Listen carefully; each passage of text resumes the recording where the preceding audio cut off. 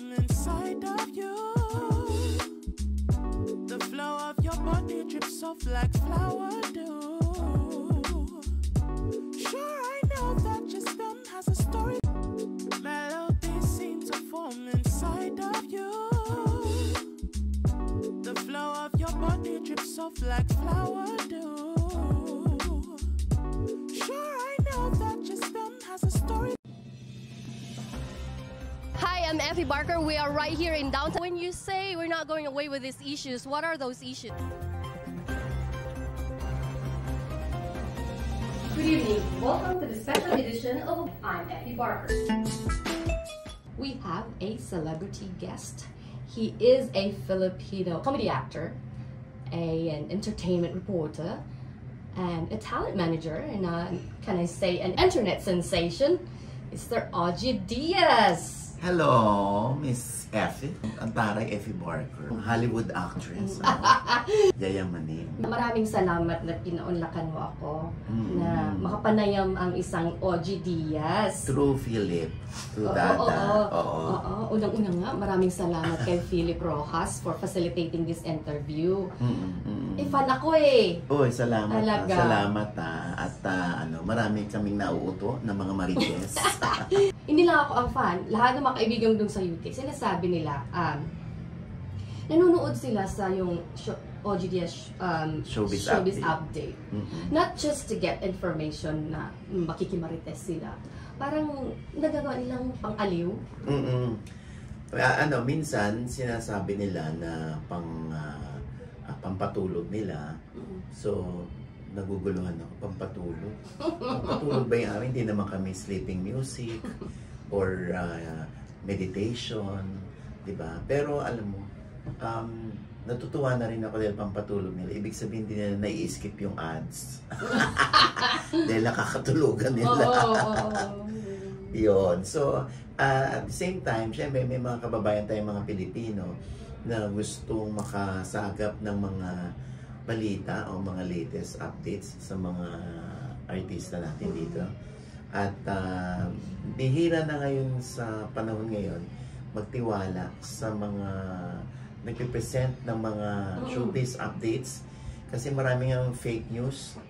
So, nakakatuwa naman at we are so proud na isa kami sa mga ilan-ilan na pinaniniwalaan at nagtitiwala yung mga tao pagdating sa mga pagbabalita sa showbiz. So, happy na rin kami. Lalo na syempre, ako, galing naman ako sa pagiging reporter since 1986 pa ako nagsisimula. Not being a reporter, but being an alalay. So, being an alalay, so, kumbaga, marami akong tinutuklas, very observant ako. So, ayan, natutunan ko na magsulat hanggang sa kailangan mo makaagapay sa trending, sa mga ginagawa ngayon ng mga tao. So, medyo obsolete na or luma na yung pagsusulat. So, hindi na ako susulat. Nagba-vlog na lang ako kasi kailangan kang sumabay sa trending. So, yung pagsusulat sa Facebook na lang. Pero yung nagsusulat ka sa dyaryo or nagbabalita ka, pupunta ka ng radio station, hindi ko na ginagawa kasi kumakain ng oras. Kasi itong ginagawa kong vlogging, na lang to. Kumbaga, nasusunod yung oras na gusto ko. Right. Kung gusto kong mag-absent, kung gusto kong hindi mo na magtrabaho for today's video, kung gusto ko magtrabaho ng sagad buong araw, kaya kong gawin. Kung gusto kong umalis ng bansa, umalis ng bayan, at mag-Cebu ako, mag-Boracay ako, kaya kong gawin. Wala akong inaalalang na kung may TV show pala ako, na kung may radio program pala. Tapos magbibihis pupunta, mag-drive pa. Oo, diba? So, ngayon parang nagagawa ko na yung mga gusto kong gawin. Ganun pala, no? I realize na pag tumatanda ka, ang gusto mo na lang gawin ay yung gusto mo. Hindi yung gusto mong gawin to kasi wala kang choice, kasi kailangan mo magtrabaho. So, mas maganda na ginagawa mo yung gusto mo habang kumikita ka sa ginagawa mong gusto mo. Di ba? Oo. So, kaya pag may mga nag-interview sa akin, mga bata, so ngayon, para matuto ka ay more work, less pay. Right. But when you get older, dapat less work, more pay. More pay. Oo nga. Grabe yung evolution ng ng landscape ng mga viewing. Oo. Pag old school ka, wala, makikipag-away ka sa Gen Z. So, kailangan mo silang sakyan. Kailangan mo silang unawain. Kung noon, pag pinapalo tayo ng nanay natin, okay lang. Part yun ng growing up natin.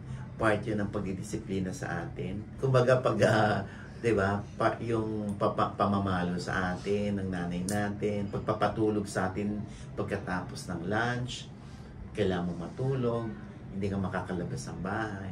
Part yun ng pagdidisiplina sa atin. Ngayon mo gawin sa mga anak mo yun. Sobrang big deal sa kanila. Feeling nila ang laki-laki ng kasalanan mo sa kanila. Ano ba sa tingin mo? Bakit iba na yung saan pa galing yung influence na yun? Like, hindi ko alam. Ang dami ng maaarte ngayon. Hindi katulad nung araw, yung kaartehan mo, walang lugar yan dito. Hindi ka pwedeng maarte. Kahit sa pagkain. Ngayon nga, pag magkano lang ang kinain mo, wala pang 100, ang dami mong reklamo. Oo. O hindi mo naalala, hindi mo naisip, uy, 100 lang yan, wala pang 100 dyan. Dami mong reklamo sa pagkain. Di ba? Dapat intindihin mo na, yan lang ang sahog nung 90 pesos mo. Oo. So, nung araw, pwede ka magreklamo kasi nagbabayad ka. So, kailangan makuha mo lang yung worth ng binayad mo. Ngayon, hindi. Hindi na.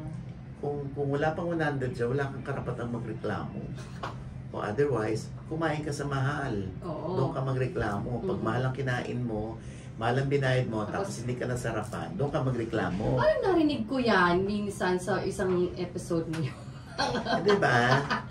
Kaya nga, kunwari, yung diwata, pares, diba? So, 100 pesos lang yan, may soft drinks pa, ganyan-ganyan. Tapos, syempre, ang reklamo ko, sunog yung baboy, sunog yung sahog, ganyan. But I realize, 100 lang yan. 100 lang to eh. So, ba't ako maghahanap ng sobrang sarap? May pares pa. Diba? Meron pang only rice. Diba? Parang, ang iniisip ko nga, kumikita pa ba siya? Kaya nga, di ba, parang dapat ilulugar natin lahat ang pagrereklamo natin. Oo. Sa mga panahon ngayon. Oo. Na hindi ngayon at 100 lang yung binayad mo eh. Ang dami-dami mo ng reklamo. Oo. Nakakita ako ng bata. Pinagagalitan niya yung nanay niya. Kasi, inaawat ng nanay yung bata doon sa paglalaro sa tablet. Pinagalitan niya yung nanay niya. Ay! Don't do that, ha? Ay! Huwag kang bastos, ginanong ko. Kasi hindi masabi ng akala ko yung bata nagsasabi. Imagine mo, dumating na ako sa ganung point na hindi ko naman hindi mo kaya tingnan. Kailangan kong Oo. Kailangan kong ganunin yung bata. Pero syempre yung bata mga 12 years old na. So, don't do that, anak, ha? Ganyan. Pag hindi ka naman sinaktan ng mami mo, ha? Oh. Hindi ka naman inanon ng mami mo, nakikiusap lang ang mami mo, ganyan. Kaya ako sa mga anak ko, kung anong hilig mo, anak, for as long as hindi ka makakaapak ng kapwa, magiging productive ka, lilinangin mo yung sarili mo, i-develop mo yung kakayahan mo doon, go ahead. Kung gusto mo magmadre, go ahead. Yeah. Basta whatever makes you happy, you go ahead. Yeah, however you'd like to. Kasi ang ikli ng buhay, sobrang ikli ng buhay ngayon. Ang mga bata ngayon, yung pinanganak ng year 2000, pagdating nila ng swerte na maka-50 anyos sila. Yes. Yung lifespan, That's 70 years old na. Yung 50 nila, 70 years old na yon. Minus 20. Oo, ako wala akong analysis sa ganyan, pero feeling ko, Mm-mm. dahil bumabata yung mga nangangamatay, yung mga maiikli, yung mortality rate, parang umiikli ang buhay. Pag naka-40 ka, that's already 60. May pinapanganak nga 1960s eh. Tapos madalas mamatay 60 years old. Oh, okay. 65 years old. Okay. Ganon. Kaya inaaral ko, ba't kaya ganon yung mga lifespan lang ng mga... Sa lifestyle siguro din. Lifestyle. Tapos yung... environmental influence. Oo. Pagkain din. Yung mga pagkain natin na araw-araw iba-iba nagluluto. Hindi nyo say iba-iba nagluluto kasi sa iba-iba ka kumakain. Yes. So hindi na rin natin alam kung gaano karaming betchin o MSG yung nakalagay sa pagkain natin, di ba? Pag masarap may bench. Oo, kung paano siya, yung proseso ng pagluluto. Yes. So ang dami-dami ng factors. Lalo na yung digital. Oo, kaya lumiliit na yung ano. Oo, yung digital age natin ngayon, grabe na. Kahit hindi na makipagkaibigan sa labas ng mga bata, mawalan sila ng physical activities. Contribution din yan. Ano na sila? Sapat na sa amin ng tablet. Kahit hindi kumain. Tapos may mga kaibigan sila doon, hindi naman nila nakikita. Hindi rin nakakausap. Ako naman dun sa kurso na na-mention mo kanina, na yung mga kurso, nung nag-aaral ka pa, ito ba yung ginusto mong kunin? No. I only attained first year college, first sem. Okay.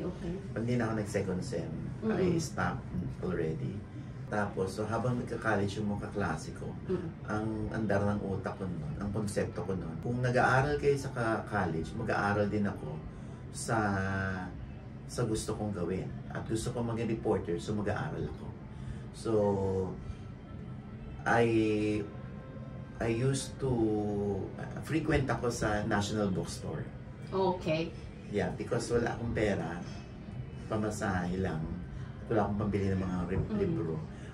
Andun ako gumagala, nagbabasa ako ng mga libro, yung tamang paggamit ng yung grammar, yung tamang paggamit ng punctuation marks. Kasi gusto ko kasing matutong magsulat. Tapos tinitingnan ko rin yung mga, nagre-rent din ako ng mga fan magazines.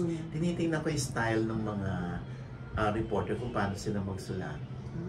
So, talagang self-learning ako na walang nagturo sa akin, kundi sarili ko. Kasi, pag gusto mo yung isang bagay, naniniwala ako mangyayari yun eh. Pag gusto mo yung isang bagay, kasi gusto mo. Gusto ng puso mo. So, di ba? So, bukod sa nagdadasal ka para sa goal mo, sana matupad yung pangarap ko. Hindi naman matutupad yan sa dasal. Dapat, tutulungan mo yung dasal na magkatotoo. Tama. Biblical yan eh. Kaya, diba? So, yung dasal ko na sana magtagumpay ako sa buhay, sana magkaroon ako ng bahay, sana magkaroon ako ng kotse, sana yumaman ako, sana tingalain ako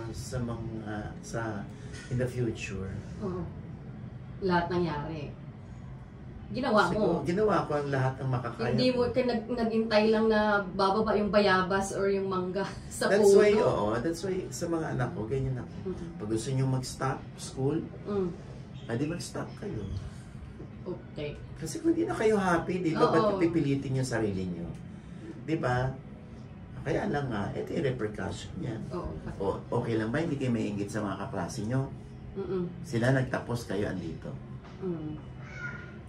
Okay lang ba na hanggang dito lang ang knowledge nyo? Pero sila malaki. Malaki yung mayaman ang knowledge nila kasi nag-aral sila. So, kinukumpara ko sa kanila. Pinapakita ko yung picture kung ano yung difference. So, and they realize, tama lang na mag-aral kami. Kasi pag, ayoko yung mga, kasi kung mag-aral ka. Hindi na ako ganon. Ako, ang konsepto ko, papaliwanag ko sa'yo. Pag hindi pa rin, buo pa rin ang pasya mo na maghinto sa school, o di okay. Ang importante lang sa akin, since huminto ka sa pag-aaral, gumawa ka ng mga gawaing bahay. Oh. Diba? O, ayaw mo mag-aral eh. O di sige, ikaw maglaba, ikaw mamlansya. Napaka-cool nga ng style ng parenting mo eh. Parang kita, kaya wala kang dito sa noo. Ha? Parang walang ka-stress, yung walang Ay, lies. ayoko ng ano. Kasi hindi ka, iba yung approach mo, parenting. Oo, kasi sabi ko nga sa'yo, as time goes by, nag-iiba yung mga approach natin sa buhay. Kasi sumasabay nga tayo sa agos. Diba? Kung mali ang agos, edi sumalungat ka sa agos. Otherwise. O kaya, yung agos, awatin mo na umagos at igiya mo or iliko mo sila sa agos na gusto mo dahil feeling mo yun ang tamang agos. So, ganun lang naman. Kung magiging instrumento ako para matama ko yung mga anak ko, 'di ba? So far naman mga anak ko wala naman akong problema. Kasi lagi ko sinasabi, pag hindi ko inayos ang anak ko, ang mga anak ko pag hindi ayos, anong karapatan ko mag-manage ng ibang bata para ayusin ang buhay nila kung ang sarili kong mga anak hindi maayos? Oo. Diba talent manager ako? Tama. So para pag nakita ng mga magulang ng batang imamanage ko yung mga anak ko na maayos, di magkakaroon sila ng konsepto na kaya rin niya ayusin ang buhay ng anak ko. Kahit hindi kaano-ano ni Ochi. Parang nakikita ko sa iyo nung habang nag-uusap tayo, laging yung and your pride and your joy is being a mother. Laging lumalabas yung Siyempre, ginusto ko talaga magkaroon ng sariling anak. Dati pa? Ha? Dati pa? Dati po, gusto ko magkaroon ng sariling anak. Kasi nung sabi ko sa nanay ko, mag-aampon ako para may sarili ako. Talaga? Matawag na akin.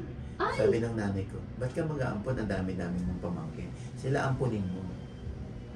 Sila ang totoo mong kamag-anak.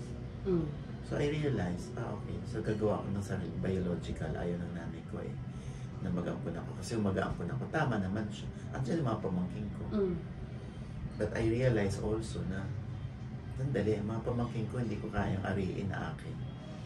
Pamangkin ko lang sila. Relasyon. Pero maasahan ko ba yan, na pagtanda ko, alagaan ako. Baka nga, pag nakipanuluyan ako sa mga anak ko, sa mga pamangkin ko na pinag-aaral ko sasabihin nila, pasensya na tito ha, kasi may asawa na ako, may mga anak ko, baka hindi ka namin ma-accommodate. And yan ang ayaw kong marinig at mangyari. Kaya nag-iipon ako. Kahit may mga sarili akong anak, mga biological kids ko yan. Pagdating ng araw, magkakaroon sila ng sarili nilang pamilya. At ayokong tumuloy sa kanila. Mag-iipon ako. Di ba napaka-controversial ng topic na yan? Sa tingin mo, kailangan ba talagang to repay yung children? Alam mo yung pagtanaw ng utang na loob ng mga bata sa magulang ay didepende sa kung paano mo sila hinubog, kung paano mo dinisiplina, kung paano mo ipinakilala sa mga anak mo ang buhay, ang pagtanaw ng utang na loob, at kung paano ka makipagrelasyon sa mga anak mo. Tama. Doon didepende yan kung paano ka babalikan ng mga anak mo. Ngayon mo lang nalalaman, nasa batas pala talaga na alagaan ng magulang. Parang, no, honor thy mother and thy father. Something like that. Hindi naman kaya nga ako, tinamon naman ako. So, nag-iipon nga ako dahil ayoko nga ma-experience yan. Makasasabi ba nating takot yan? Hindi. Paghahanda ito. Futuristic ako. Ayoko yung bago pa dumating, ayoko ma-experience yun. Kaya bago ko pa ma-experience yung pagbabaliwala ng mga anak, kahit gaano pa kahirap, kahit gaano pa yung pagbubuwis mo ng buhay ang ginawa para sa kanila. Talagang buwis-buhay. Ay hindi ko na iintayin yon or itetest ko pa yung mga anak ko. Kung gagawin nga nila sa aking tumanaw or hindi ako talikuran o tulungan ako or sustentuhan ako or buhayin ako. Hindi ko hintayin na mag-iipon ako. And yan ang lagi ko sinasabi sa mga kahit hindi ka pa LGBTQ, kahit straight ka pang tatay, nanay, mag-ipon kayo para hindi nyo maranasan yung ayaw nyong maranasan na babastusin kayo, tatalikuran kayo ng mga anak ninyo. Iiwan. Para pag dumating yung araw na talikuran kayo, okay lang. Okay lang. Bakit? May ipon ako. Eh, paano kung walang capability to ipon? Ha? Paano kung walang capability to ipon? Like kami, nung nag-aaral kami, wala talagang pera si mami nung nag-graduate kami. Oo. Wala siyang avenue na makapag- Yeah, pero pinakilala sa'yo ng nanay mo ang buhay. Totoo. Nandun kami. Nakita mo yung buhay. So, yun lang nagpakilala sa'yo na sandali, hindi ko iiwan ng nanay at tatay. Hindi, oo. Alam ko yung hirap nila sa akin, sa aming magkakapatid. So, hindi mo nga iiwan, hindi ba? Pero kung kunwari, ang nanay mo, ang tatay mo, napakasalbahe, pinabayaan ka, halos ipamigay ka nila nung araw, mas inasikaso nila yung kaligayahan nila kaysa sa'yo. Ayun, depende pa rin yan sa'yo bilang anak. Tama. Paano ko ba ngayon tatratuhin ang nanay at tatay ko na ito yung mga ginawa sa akin nung araw? Would you say na achieve more, you are contented dun sa nangyari sa family mo and how you raise your children? Ako, oo naman. Pero syempre, there's no perfect family. Diba? Iba na ngayon ng ibang mindset ng mga bata ngayon. Iba na ang dynamics ngayon. So, natutuwa lang ako dahil sumasabay ako. Oo. Sumasabay ako sa kanila para mas maintindihan ko. Kaya hindi ka nahirapan. Oo. Hindi ako yung galit-galit. Oh, ikaw, yung talak ng talak. Hindi ka pakikinggan ng anak mo. Dahil sinanay mo silang talakan ng talak. Oh, hindi ko lang sasagutin to, mananahimik to. Hindi ko na. Imaginein mo, pinagpaplanuhan ka ng anak mo na hindi na lang kita pakikinggan. Hindi na lang kita sasagutin. Kasi tatahimik ka din naman maya-maya. Oh, pero pumasok ba sa kanila yung ano? Hindi. Labas lang sa kabila. Oo. Kaya yung mga anak ko, hindi naman kami perfect family. May mga flaws din kami, may mga ano rin yung mga anak ko. Pero napakalaki ng nagawa sa akin nung iba-ibang klaseng tao yung ini-interview ko.